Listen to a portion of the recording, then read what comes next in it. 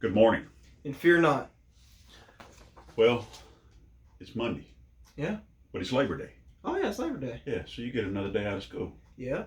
Yeah, that's And not only that, but this entire week is kind of a little bit of a break because most of my classes are on Monday. Hey, so it's like having a whole another week off. Exactly. Yeah, well, that's good. Like 1, 2, maybe 3 classes sprinkled in between. So Yeah, well, that's good. That's good. Listen, this morning, this Labor Day morning, Declan and I both want to wish everyone happy Labor Day. You know, I hope you are able to take some time, set aside some time for family, and I hope that you are enjoying a day off from work. Oh, definitely. Listen, before we get started this morning, though, I want to take just a few minutes to remind everyone about those in South Central and Southwest Louisiana. Mm-hmm. Listen, that are still being affected by Hurricane Laura. There's still people without power. And listen, they have no hope of getting power for months, at least the next month to 2 months.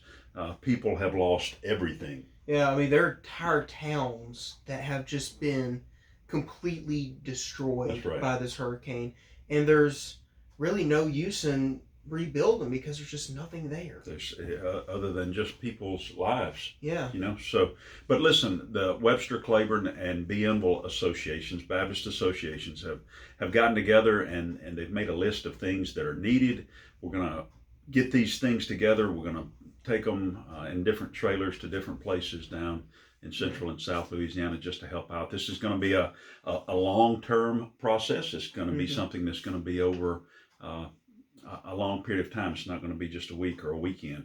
So if you can help out, if there's anything you can donate, anything you can give, please get in touch with myself or Calvary Baptist Church or any church within the Claiborne Bienville Baptist Association, and we'll get those things where they need to be. Also, please remember to pray for the people in those areas. Listen, pray for the recovery, pray for the first responders, pray for the utility workers, the volunteers. A lot of volunteers. Rolling Hills is in several different places down there, and I know different people in different organizations are. So remember those as well, and remember to pray for those. But this morning, our fear not comes from Matthew chapter 28, verse 10. And it says this: Jesus told them, "Do not be afraid. Go and tell my brothers to leave for Galilee, and they will see me there." Wow. I mean, just that right there of God telling us to fear not, but also just Him telling us that go and tell. Yeah. And listen, that's, even with all this disaster relief, everything that's going on in South and Central Louisiana, we're still told to go and tell. Sure. Let me give you a little background. Jesus has been resurrected. The two Marys, they've been to the tomb. They've met the angel. The angel said he's not here. And they've left to go back and tell the disciples Jesus is gone. We don't know where, but he's gone.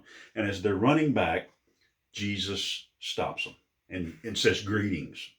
That's like the second surprise of the day. Oh, yeah. So there's a reason. You can see a reason for Jesus to say, "Fear not," right? Yeah. I mean, he's gone, they've left, they see him, they fall at his feet, they worship him. We'll make sure this isn't ghost or something. Yeah, exactly. Yeah, exactly. And as they fall at his feet, Jesus says, "Fear not." The two Marys, like you say, they had to have been upset. They had to be confused. Jesus, they had seen him on the cross, they had seen him put in the tomb, and now here he is in the flesh.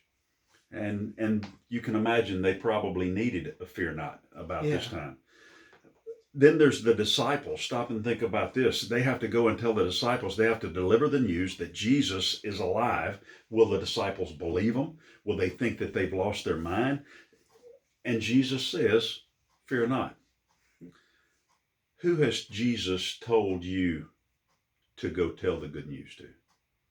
And why haven't you been? Are you afraid that they're not going to believe you?